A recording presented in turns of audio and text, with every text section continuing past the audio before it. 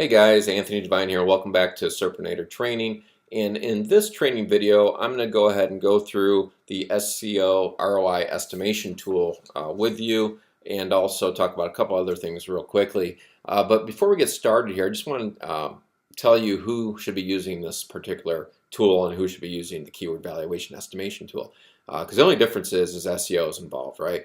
So for the SEO ROI estimation tool, the person or persons that want to use that are going to be, actually can be all marketers. Could be local marketers who have clients and or prospects and want to estimate for them and give them an idea. Hey, if I provide you my services, I get you ranked on page 1. This is potential money I can make for you, and what type of return on investment you might reasonably expect by ranking you on page 1 of Google for this particular keyword, whether you're ranked 1 through 10, we can tell them.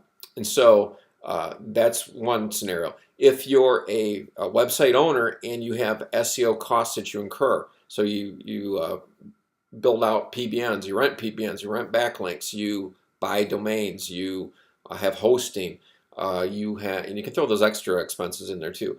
But you also you maybe have a VA does your SEO, or use another third party for SEO. Even your own time, you might apportion your own time because there's an opportunity cost. You could be doing something else and making money versus you doing the SEO.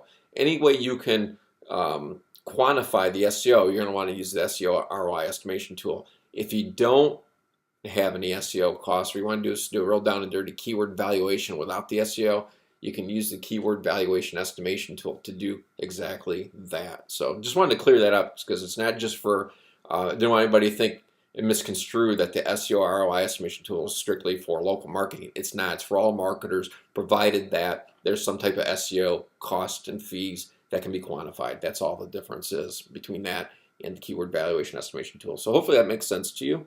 And next thing we need to do then is go ahead and do our first search. Of course, once you log in, you're going to come to this page each and every time, regardless of the tool you use. So we're going to go ahead and start with Chicago Personal Injury Lawyer, and whoops, don't need to do that yet.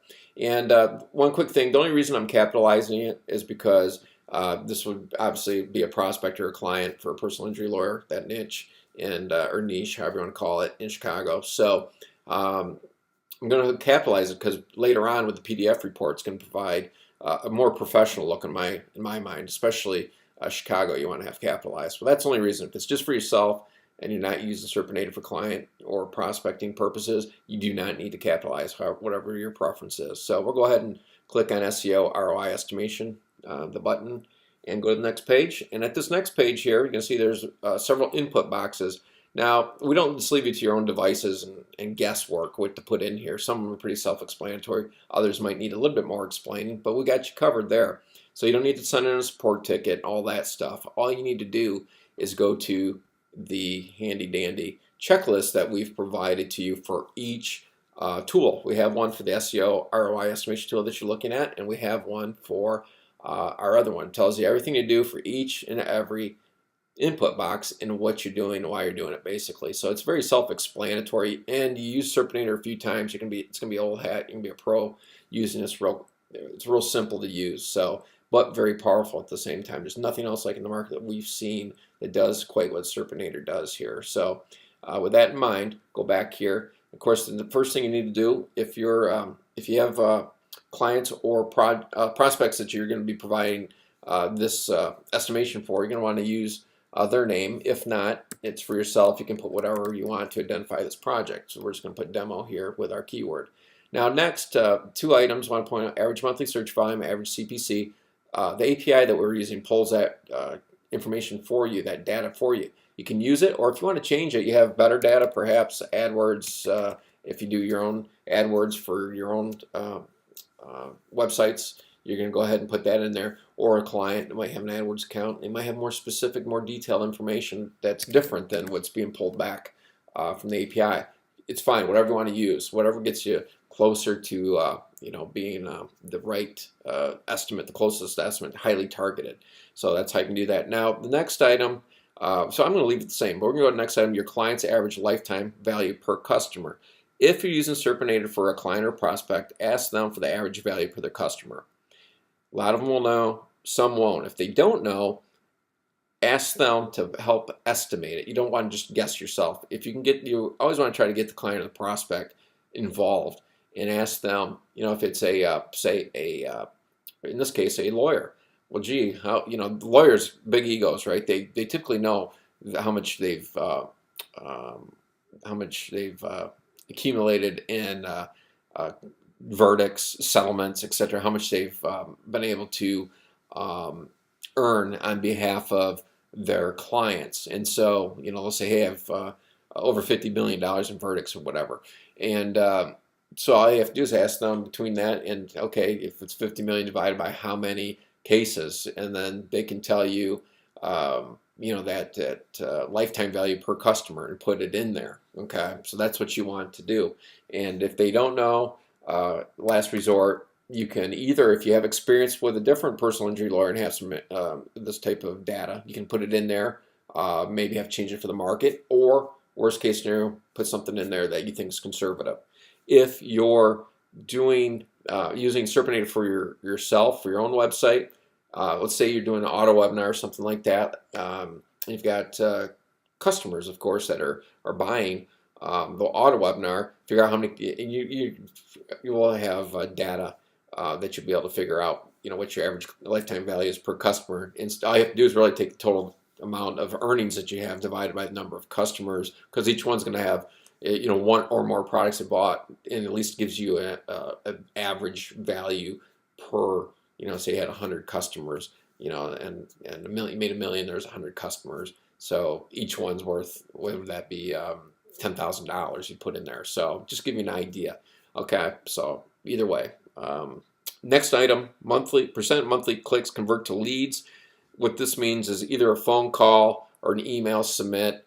You're going to want to put that there. Now, if it's for a client or a prospect, typically looking at phone calls. So ask them for this metric. If they don't know, again, try to prod them along to estimate that for you. If you don't know, use your knowledge and experience you do have. If you don't have any, put something in there. I'm going to use 25% in our example. Now, if you're going to use this for yourself, of course, you're going to have actual or estimated data that you can use for yourself. If it's a new site, it's going to be estimated. If you have an actual site, you probably already know this, so you can put it right in there. So next line item, very similar. Difference is the percentage of leads, those who called or opted into email, those that are now converted to customers, close business. So if you're using Serpinatr for a client or prospect, ask them for this metric. They know how many people they've closed, of course, and new clients have gotten, and so you can try to get that and nail that down, that percentage down.